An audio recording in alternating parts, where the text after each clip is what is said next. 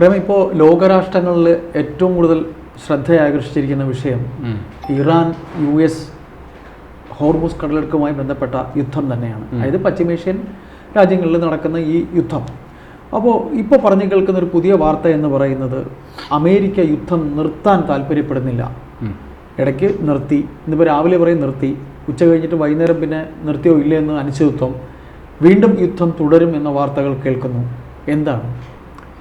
അതായത് ട്രംപിനൊരു അക്കിടി പറ്റി ഇതിൻ്റെ ഇടയിൽ. ട്രംപ് ചൈനയിലോട്ടൊരു വിസിറ്റ് പോയായിരുന്നു.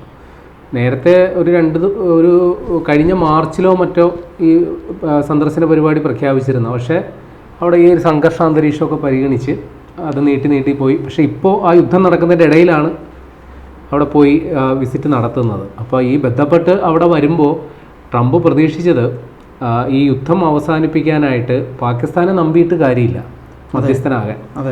ചൈനയെ ഏതെങ്കിലും തരത്തിൽ സമ്മർദ്ദത്തിലാക്കിയിട്ട് ഒരു ഡീൽ ഉണ്ടാക്കിയെടുക്കാം എന്നുള്ളതാണ്. അങ്ങനെ ഒരു മനക്കോട്ടയിലായി. കാരണം നിലവിലിപ്പോൾ ഇറാൻ എന്താണോ പറയുന്നത് അവിടേക്ക് എത്തി നിൽക്കുന്ന കാര്യങ്ങൾ. അതെ, ട്രംപിൻ്റെ കയ്യിൽ വലിയ വിമാനം ഉണ്ടാകാം, വലിയ ബോംബ് ഉണ്ടാകാം എന്ന് പറഞ്ഞിട്ട് കാര്യമില്ല. അവരുടെ കയ്യിൽ ഹോർമൂസ് കടലിടുക്കാണ് ഉള്ളത്. തീർച്ചയായിട്ടും അത് അമേരിക്കയെ മാത്രമല്ല സകല രാജ്യങ്ങളെയും വെള്ളം കുടിപ്പിച്ചുകൊണ്ടിരിക്കുകയാണ്. അതെ, അപ്പം അവിടെ ഇറാൻ പറയുന്നത് നടക്കുകയുള്ളൂ. അപ്പോൾ ഈ ഹോർമൂസ് കടലിടുക്ക് തുറക്കുക എന്നുള്ളത് ഒരു ആഗോള പ്രശ്നമായി മാറിയിട്ടുണ്ട്. അപ്പോൾ അതിൻ്റെ സമ്മർദ്ദം ട്രംപിന് താങ്ങാവുന്നതിലപ്പുറമായി. കാരണം ഈ ലോക രാജ്യങ്ങൾ മുഴുവൻ അദ്ദേഹത്തെ അറിഞ്ഞും മുറിഞ്ഞും ചീത്ത വിളിച്ചുകൊണ്ടിരിക്കുകയാണ്. സഖ്യകക്ഷികൾ, നാറ്റോ സഖ്യകക്ഷികൾ അദ്ദേഹത്തിൻ്റെ കൂടെയില്ല. യൂറോപ്യൻ രാജ്യങ്ങളിലൊക്കെ കടുത്ത ഊർജ്ജ പ്രതിസന്ധി അനുഭവിക്കുന്നു. അങ്ങനെ ഉറ്റ ചങ്ങാതികളായി ഇപ്പോൾ ഇസ്രയേൽ കൂടെയുണ്ട്. ഇസ്രയേൽ ഇപ്പോൾ എന്ത് പറഞ്ഞാലും കൂടെ ഉണ്ടാവും. ബാക്കി ഒരു രാജ്യവും ട്രംപിൻ്റെ കൂടെയില്ല. കൂടാതെ അദ്ദേഹം സ്വന്തം രാജ്യത്ത് നേരിടുന്ന വലിയ പ്രതിഷേധങ്ങൾ, വിയോജിപ്പുകൾ, ഒറ്റപ്പെടൽ പാർട്ടിയിൽ തന്നെ. യെസ്. അപ്പോൾ എല്ലാത്തിനും സമാധാനം പറഞ്ഞ് ട്രംപ് വശകേടായി. അപ്പോൾ ഈ പ്രശ്നത്തിന് പരിഹാരം ഉണ്ടാക്കാൻ ചൈന വിചാരിച്ചാൽ നടക്കും. കാരണം ഇറാൻ ഉൽപ്പാദിപ്പിക്കുന്ന എണ്ണയുടെ 50% ഉപയോഗിക്കുന്ന രാജ്യമാണ് ചൈന. അപ്പോൾ ചൈനയിൽ പോയി സംസാരിച്ച് ഒരു ഡീൽ ഉണ്ടാക്കി എടുക്കുക എന്നുള്ള ഉദ്ദേശത്തോടു കൂടിയാണ് ട്രംപ് പോയത്. പക്ഷെ ഒന്നും നടന്നില്ല. ആ വിഷയം സംസാരിക്കാൻ പോലും പറ്റി. ആ കാര്യത്തിൽ ഒരു ചർച്ചകൾ നടന്നോ ഇല്ലയോ എന്നുള്ള കാര്യത്തിൽ പുറത്തു വന്നിട്ടില്ല. ട്രംപ് ഒന്നും പറയുന്നില്ല. വാർത്തകളൊന്നും പുറത്തു. ആ വിഷയം സംസാരിച്ചു എന്നത് മാത്രം ട്രംപ് പറയുന്നുണ്ട്. പക്ഷേ ഒരു മധ്യസ്ഥനാകാൻ വേണ്ടിയിട്ട് ചൈനയോട് ആവശ്യപ്പെട്ടിട്ടില്ല, അങ്ങനെ ഫോഴ്സ് ചെയ്തിട്ടില്ല എന്ന തരത്തിലാണ് ട്രംപ് വിശദീകരിക്കാൻ ശ്രമിക്കുന്നത്. പക്ഷെ അതിനെ സംബന്ധിച്ച് ഒരു വാർത്തയും പുറത്തു വന്നിട്ടില്ല. വേറെ കുറെ വാർത്തകൾ വന്നിട്ടുണ്ട്. ട്രംപ് പോയത് അവിടെ കുറെ പ്രധാനപ്പെട്ട കുറെ ബിസിനസ് ഡീലുകൾ സംസാരിക്കാൻ വേണ്ടിയാണ്. ഈ യുദ്ധം നടക്കുന്നതിന്റെ ഇടയിൽ പോയിട്ട് കച്ചവടമാണ്. വേറെയൊക്കെ ബാലിശമായ കാര്യങ്ങളും വരുന്നത്. അദ്ദേഹം ഈ ഷീ ജിൻപിങ് സംസാരിക്കാൻ എഴുന്നേറ്റ് പോയ സമയത്ത് അദ്ദേഹത്തിന്റെ ഡ്രാഫ്റ്റിൽ എത്തി നോക്കി പോലും.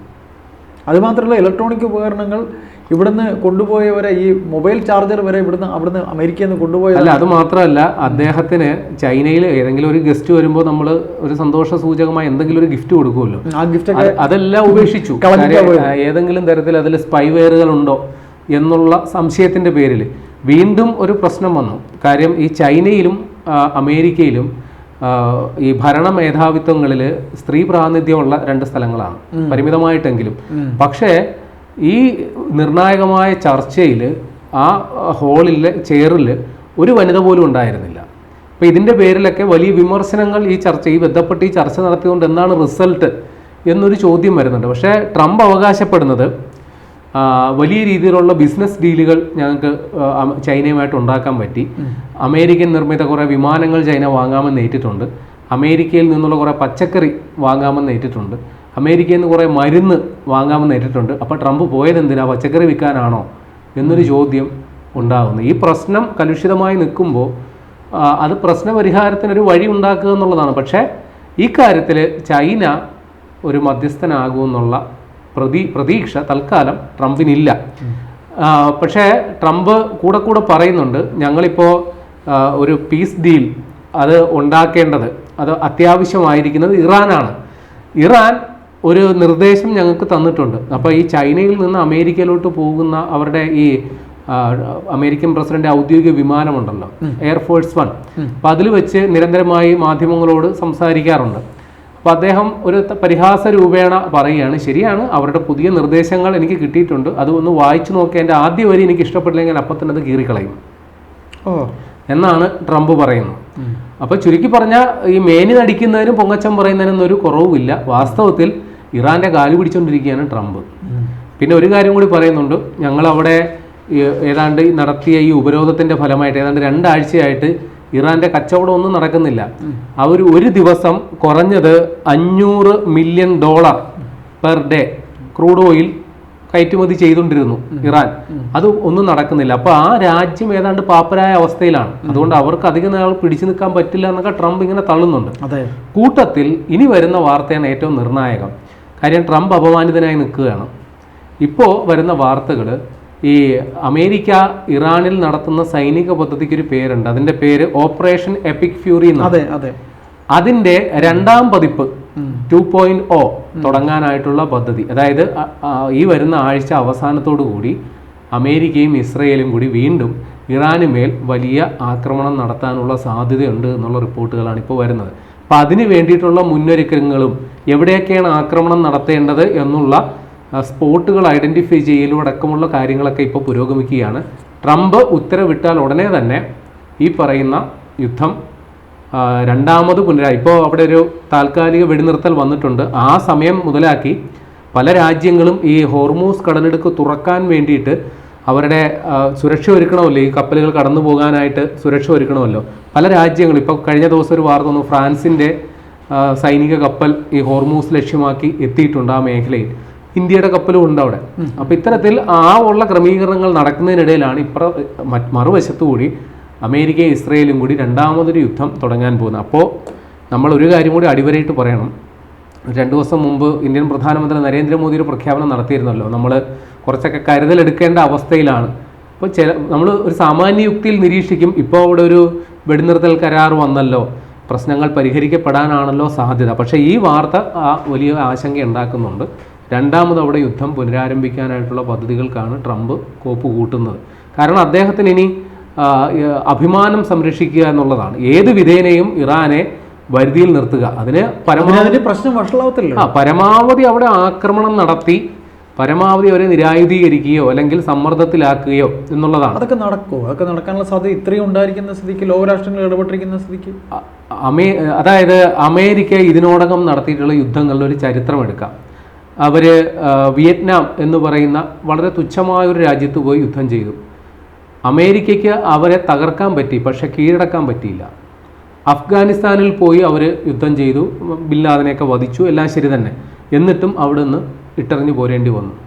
ഇറാഖിലെ അവസ്ഥ എന്താണ്? അവിടെ സദാം ഹുസൈനെ വധിച്ചു എന്നുള്ളത് നേര് തന്നെ.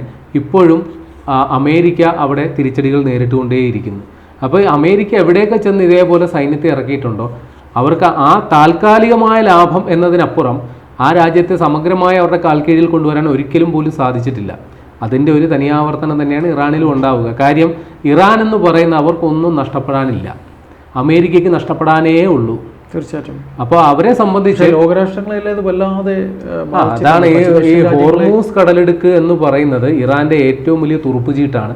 അവരത് കൃത്യമായി പശ്ചിമേഷ്യൻ രാജ്യങ്ങളെയൊക്കെ അതെ, അതായത് ഇറാനുമായിട്ട് സൗഹൃദത്തിലുള്ള രാഷ്ട്രങ്ങൾ പോലും ഇതിന്റെ കെടുതി അനുഭവിക്കുന്നു. തീർച്ചയായിട്ടും. പക്ഷെ അവർ അതിന്റെ ദേഷ്യം തീർക്കുന്ന ഇറാനോടല്ല, ഇതിന്റെയൊക്കെ ഉത്തരവാദി അമേരിക്കയാണെന്നുള്ള നിലപാടിലാണ്. തീർച്ചയായിട്ടും.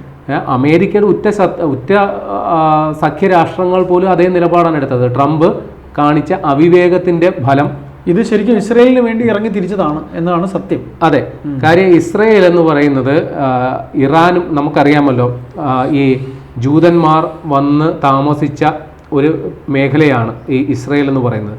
അറബ് വംശജരും ജൂത വംശജരുമായിട്ടുള്ള വേർപിരിഞ്ഞ് ഒരു ഭാഗം ജൂതന്മാരും മറുഭാഗം അറബും. അങ്ങനെ ഈ അറബ് വംശജർ ഈ ജൂതന്മാർക്ക് പ്രത്യേക രാജ്യം കൊടുക്കുന്നത് അംഗീകരിച്ചിരുന്നില്ല. അങ്ങനെ ഈ അറബ് വംശജരെ പിന്തുണച്ചുകൊണ്ട് മറ്റ് അറബ് രാജ്യങ്ങൾ വന്ന് ഇസ്രയേലുമായിട്ട് സംഘർഷം തുടങ്ങി. അങ്ങനെയാണ് ഈ ഇതിൻ്റെയൊക്കെ മൂലകാരണം, പ്രശ്നങ്ങളുടെ മൂലകാരണം.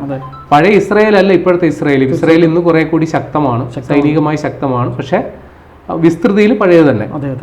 അപ്പം അങ്ങനെ ഇരിക്കുന്ന ഇസ്രയേലിന് ഏറ്റവും വലിയ സുരക്ഷാ ഭീഷണിയാണ് ഇറാൻ എന്ന് പറയുന്നത്. കാരണം നമ്മുടെ പലസ്തീനിലുള്ള ഹമാസിനെയാണെങ്കിലും ശരി, മറ്റേ നമ്മുടെ മറ്റു ഭീകര സംഘടനകളൊക്കെ ഉണ്ടല്ലോ, നിരന്തരം ഇസ്രയേൽ ആക്രമണം നടത്തിക്കൊണ്ടിരിക്കുന്നത്, അവർക്കൊക്കെ ഇറാൻ്റെ ഭാഗത്തു നിന്നാണ് സാമ്പത്തികമായിട്ടാണെങ്കിലും സൈനികമായിട്ടാണെങ്കിലും സഹായങ്ങൾ കിട്ടിക്കൊണ്ടിരിക്കുന്നത്.